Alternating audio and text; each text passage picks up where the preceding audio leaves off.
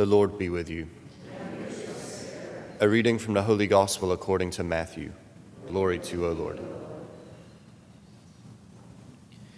When Jesus saw a crowd around him, he gave orders to cross to the other shore. A scribe approached and said to him, "Teacher, I will follow you wherever you go." Jesus answered him, "Foxes have dens and birds of the sky have nests, but the Son of Man has nowhere to rest his head." Another of his disciples said to him, "Lord, let me go first and bury my father." But Jesus answered him, "Follow me, and let the dead bury their dead." The Gospel of the Lord.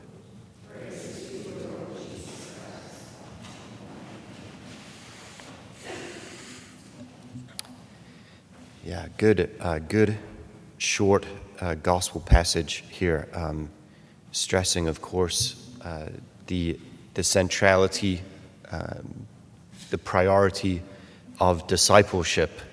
I don't know that we catch it all at first glance. I mean, we kind of get it. This one of Jesus' disciples coming to him, "Lord, let me go first and bury my father." I mean, we understand even in our own culture the kind of sacred obligation that we have to bury our loved ones, and this is so even more so in the Jewish tradition, where this actually is the number one priority for a man, was to bury his father. I put it like that. It doesn't sound strong enough, so I'll say it again. The Shema prayer, "Hear, O Israel, the Lord is God," and so on and so forth, is demanded of the people to pray it any number of times throughout the day. That's the first priority, is prayer, except when it comes to a man burying his father. Then he has to do this first, and then he can say his prayers, or say his prayer. So this is the number one obligation. So when a disciple comes to Jesus and says, "Let me first bury my father, let me take care of first things, let me do what is the necessary priority," it's a shock to everybody that Jesus would come back and say, "No, follow me, let the dead bury their dead." What does it mean? It means that Jesus is at the absolute center of all things. And I say that, and I want you to experience, like, okay, well, is Jesus the absolute center of all things? Is he? I mean, and I don't want you to take that on like a simple kind of analytical level, like, okay, is Jesus the center of world history? Yes, he is, in fact, right? Is Jesus the center of calculus and natural science? Yes, he is.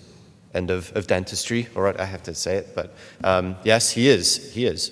Of schools and the rest, he needs to be. Everything revolves around Jesus. But how about us? How about our hearts? How about our dreams and desires? How about our plans for this day?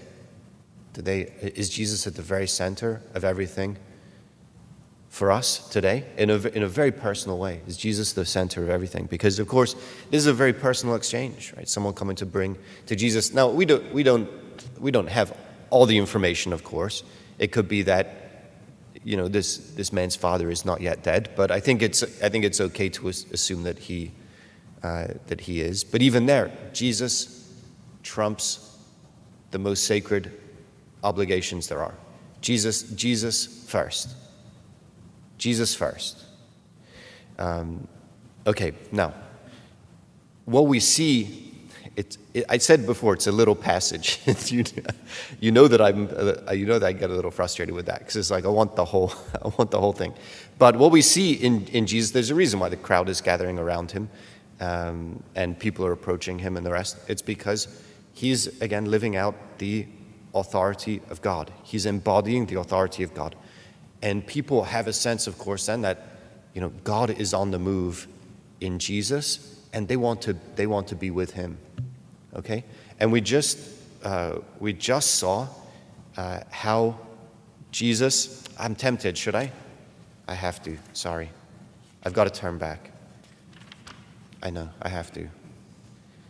He took away our infirmities and bore our diseases, right? So we already heard, this is part of the passage. When it was evening, they brought him many who were possessed by demons. He drove out the spirits by word and cured all the sick to fulfill what had been said by the prophet Isaiah. He took away our infirmities and bore our diseases. Okay, so we see in Jesus the authority to cast out demons and heal the sick, but it's Jesus bearing our diseases. It's Jesus going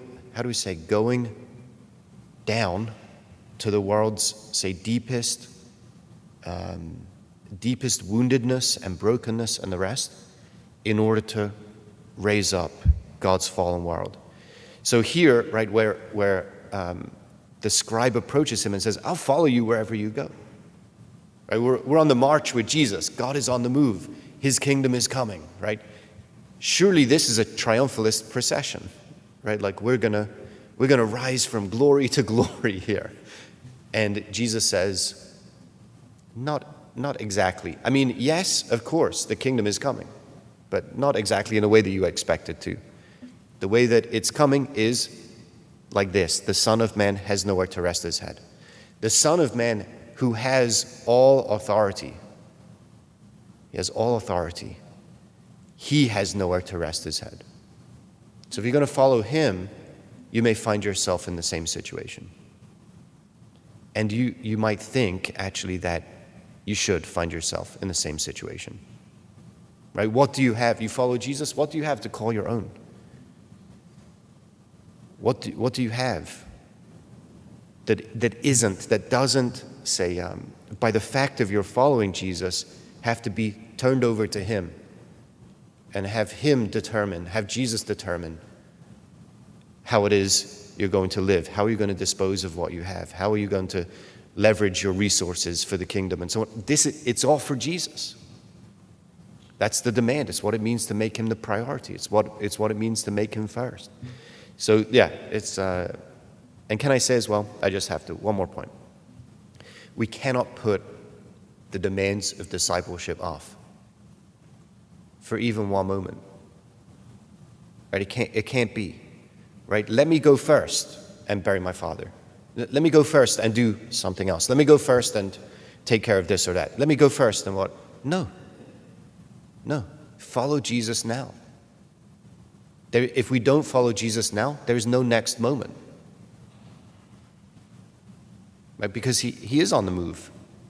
And he's calling us to himself. He's calling us to follow him. And we have to take it up today. We have to meet the demands of discipleship today. We have to meet the demands of love today. There's no, okay, look, I get it. The demands of love. Like I get it. I've got to live for God and his purposes in all things. And I've got to bring his love to life in the world. I've got to bring his love to life for everybody I encounter and so. But you know what? Let me just get my shopping done without people harassing me, and let me just sort of, it's like, what? It's not how it is. It can't be.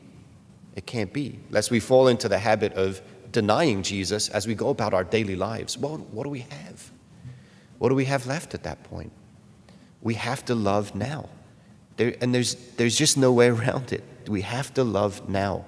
In every situation we find ourselves in, every moment of our day, we have to persevere in love. We have the reminder, of course, wear the red today for St. Irenaeus. Persevered in love. Of course, tremendous cost, the cost of his own life. But he could only give his life as a martyr because he lived his life as a martyr. He loved, and that was his solemn duty before all else. And he was then a source of strength and unity in the church because he loved. Where is that love today? The love today, I'll tell you where it is, because we have to find it again. That love today is in Christ Jesus. And then it's meant to be in those who receive his body and blood, so as to be his body and blood in the world, to go again to the low places of suffering and woundedness and brokenness in the world, to bring God's love to life there and raise up his fallen world.